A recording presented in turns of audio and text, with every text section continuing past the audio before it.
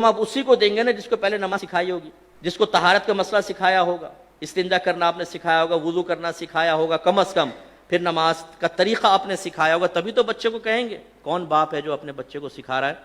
اور پھر وہ نبی جو رحمت للعالمین ہے وہ فرما رہے ہیں جب بچہ 10 برس کا ہو جائے تو مار کر نماز پڑھاؤ۔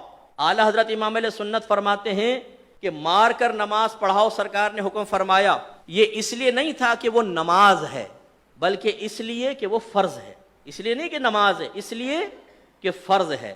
جب فرض اصل ہوا تو اس کا مطلب یہ ہوا کہ روزہ بھی چونکہ فرض ہے، اس لیے باپ پر واجب ہے کہ جب 10 برس کا بچہ ہو جائے اور روزے کی طاقت رکھتا ہو تو سختی کے ساتھ اس کو روزہ رکھوائے، اور اگر 10 برس میں باپ سختی نہیں کرے گا نماز اور روزے کے بارے میں تو وہ گناہگار ہوگا، مکروہ تحریمی کرے گا۔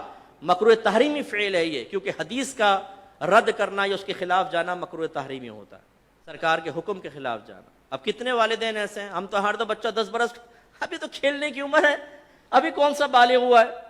بھائی بلوغت سے، اسی لیے تو آپ کے نبی سمجھانے بلوغت سے پہلے سکھاؤ اس کو۔ یہ بالکل ایسا ہوگا جیسے ایک نوجوان کا UK کا ویزا لگ گیا اور آپ کہیں کہ بیٹا امیگریشن کے سارے قوانین سیکھ لے، ذرا وہاں کے لاس سیکھ لے کہ وہاں تو اترے گا، غلط کام نہ کر۔ وہ کہے ٹھہرو بھائی ٹھہرو، پہلے UK کی سرزمین پہ اترنے تو دو، پھر سب سیکھ لوں گا۔ تو آپ کیا کہیں گے؟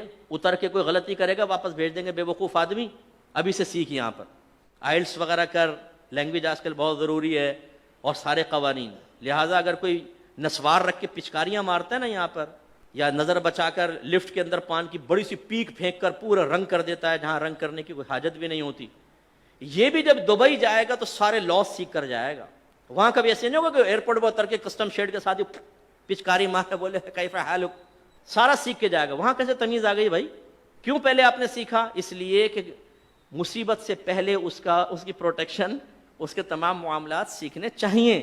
یہی ہمارا مذہب کہہ رہا ہے۔ غفلت کا عالم یہ ہے کہ بچہ، بڑا افسوس ہوتا ہے کہ سرکار تو 10 برس کے بچے کو کہتے ہیں سختی کرو، ہمارا یہاں پر 27 سال کا نوجوان فجر کی نماز میں پڑا سو رہا ہوتا ہے اور باپ کی تیوری میں بل نہیں آتا۔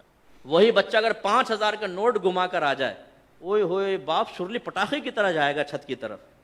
5000 کا نوٹ گما کر آ گیا، بدبخت، دونوں دن 2-4 تماچے مارے گا، چائے لائیں گے تو چائے کو لات مار دے گا، لے جاؤ نہیں کھانے کو دل چاہ رہا۔ 5000 کا نوٹ، او کمبخت جا کر دیکھ کہیں پڑا ہوگا، بیٹے کو 10 دفعہ دوڑائے گا، بڑا بے چین پریشان۔ وہی بچہ فجر کی نماز قضا کرے تو زیادہ اتنا بڑا بدبخت ہے، پڑھتا ہی نہیں نماز، نکل جائیں گے۔ ناشتہ ڈٹ کے کھا رہے ہیں، سب کچھ ہے، بھائی کوئی خوف نہیں ہے آپ کو؟ آپ کی اولاد جہنم بھی بن رہی ہے۔ ایک نماز قضا کرنے پر اس کا نام جہنم کے دروازے بھی لکھ دیا گیا۔ جیسے آپ کے دروازے پہ آپ کے بیٹے کے بارے میں اکرم نام ہے تو اکرم چرسی لکھ کے کوئی چلا جائے تو خوش ہوں گے آپ؟ بولیں گے کس نے لکھا ہے میرے بیٹے کو چرسی؟ حالانکہ بیٹا ہو بھی نہیں، لیکن چرسی لکھنا ہی آپ کے لیے بڑی تکلیف کی بات ہے۔ اور آپ کے نبی فرما رہے ہیں جس نے نماز جان بوجھ کر قضا کی اس کا نام جہنم کے دروازے پر لکھ دیا جاتا ہے، لیکن باپ نہیں پھڑکے گا۔ چرسی پہ پھڑک گیا، وہاں جہنمیوں میں نام لکھا گیا، اولاد کو کوئی پرواہ نہیں ہے۔ بیوی پڑی سو رہی ہے، خر خر خراٹے لے رہی ہے ساری رات میں، تھک گئی ہوں جی میں، اس لیے فجر کی نماز نہیں پڑھ رہی، کوئی تیوری میں بل نہیں آتے، بھائی اٹھو نماز پڑھو، گھر میں بے برکتی اور نحوست ہوگی۔ تو معذرت کے ساتھ کتنے ہم میں ایسے بیٹھے ہوں گے کہ جنہوں نے کئی مہینے سے فجر کی نماز نہیں پڑھی ہو؟ کتنے ایسے بیٹھے ہوں گے جن کے کئی سال تک گھر میں قرآن نہیں کھلا ہے، یا اس نے خود نہیں کھولا ہے؟ فرصت ہی نہیں۔ سیکھیے خدا را، اصلاح کیجئے، احکام شرعیہ عملیہ سیکھیے، اپنے بچوں کو سکھائیے۔